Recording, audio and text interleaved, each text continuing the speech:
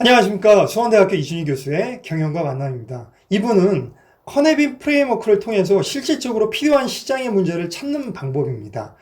일부의 마지막 내용에 문제를 언급하는 과정에서 이해관계자를 파악하는 것은 중요한 부분이라고 말씀드렸는데, 그림과 같이 먼저 시장의 문제에 대해 이해관계자를 정리하는 겁니다.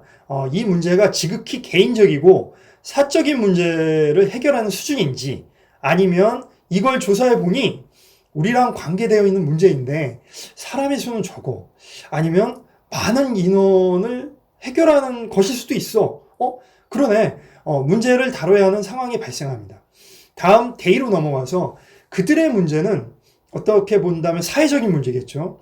우리나라뿐만이 아니라 전 세계적으로 고민할 수 있는 문제 중에라면 베스트 프랙티스입니다. 마지막으로 시스템의 문제인가라고 볼 수 있습니다. 이 문제를 보면 우리나라에 원천 기술이 없기 때문에 다른 나라에서 비싸게 구입해야 해. 아니면 뭐 국가의 시급한 문제라면 당연히 주어진 문제 해결 역량이 된다면 그 문제에 대해서 해결 역량이 되면 뛰어드셔야죠. 그러나 여기서 만약에 주위 사람 의견만 듣고 내가 관찰하지 않은 문제는 지극히 개인적인 문제 영역에 포함될 수 있기 때문에 그럴 때는 과감히 버리셔야 합니다. 새로운 문제를 찾으셔야 한다고 생각합니다.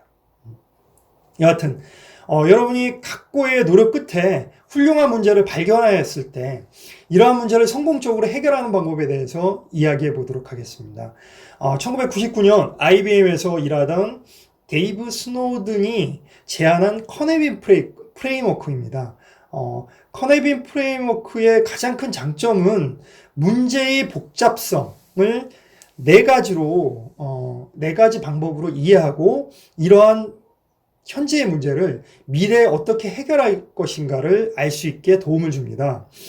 왼쪽 그림에서 보시면 커네빈의 어떤 기본 구조를 4분면으로 이제 나눴는데요. 오른쪽은 비교적 문제의 해결 방안이 질서가 잡힌 영역이고요. 다른 말로 하면 이제 내가 잘 알고 있는 부분이라고 해석해도 될 것 같습니다. 무질서는 뭔가 생소하고 이 문제를 푸는데 불분명한 곳이라고 이해하시면 좋을 것 같습니다. 질서 영역에서 보면 이제 첫 번째는 명확입니다. 명확은 개인의 문제든 사회의 문제든 어떤 매뉴얼을 보면 해결이 가능한 수준이죠. 예를 들어 난 어릴 때부터 누구보다 새롭게 색종이를 잘 접을 수 있어.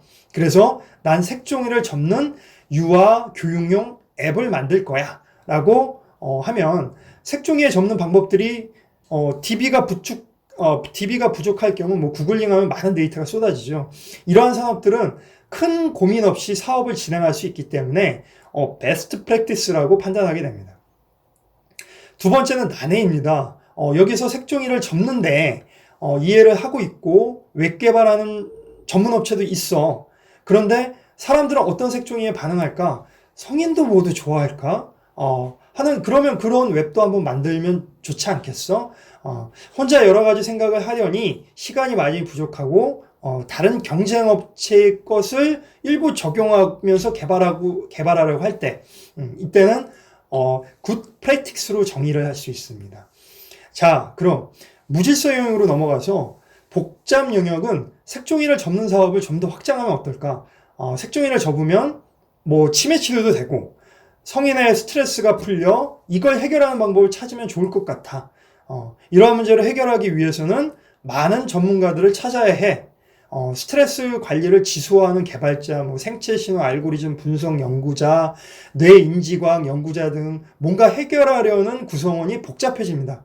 이러한 프로젝트를 해결하려면 도움의 절실히 요구되기 때문에 이러한 무질서 영역에서 이러한 해당 사항이 되면 복잡 영역으로 분류할 수 있습니다.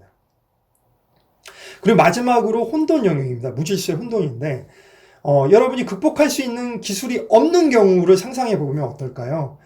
시장에 없는 새로운 비즈니스를 준비하실 때 이러한 혼돈에서 시작하게 됩니다. 이러한 문제를 해결하는 아이디어를 발견하셨다면 저는 절대 포기하지 말라고 말씀드리고 싶습니다. 왜 그러냐면 우버나 에어비앤비도 마찬가지지만 우버의 경우는 다들 그랬습니다. 뭐 낯선 사람이 또 낯선 이의 차에 탄다고 택시도 아니고 뭐 아무나 운전하는 뭐 아무 차를 탄다고? 에이, 말도 안 돼. 어릴 때 부모님이 모르는 사람 차는 절대 타지 말라고 하는데 이게 사업이 되겠어? 라고 절대 성공 못할 거라고 다들 그렇게 예측을 하는데, 이거는 예측을 예측력이 있는 사람이 있고요. 예측력이 부족한 사람이 있습니다. 이렇게 문제 해결을 한꺼번에 그렇게 되기 때문에 문제 해결을 한꺼번에 벌이기보다는 우선순위를 정해놓고 하나하나씩 풀어나가야 된다고 저는 생각합니다.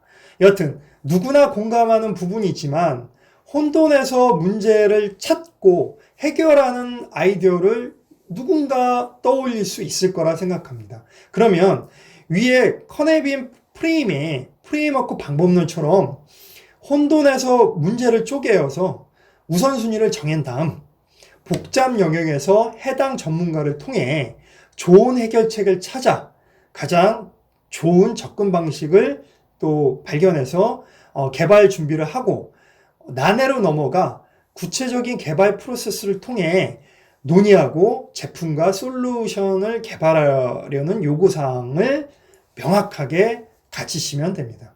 이러한 요구사항은 문제를 해결하는데 지원사업을 참여하는 모든 사람들이 알 수 있게 개볼 요소로 분명해질 수 있게 됩니다. 오늘 영상은 어떠셨나요? 올해도 많은 지원사업이 연초부터 준비되어 있습니다. 벌써 시작되어 있는 공고사업도 있네요.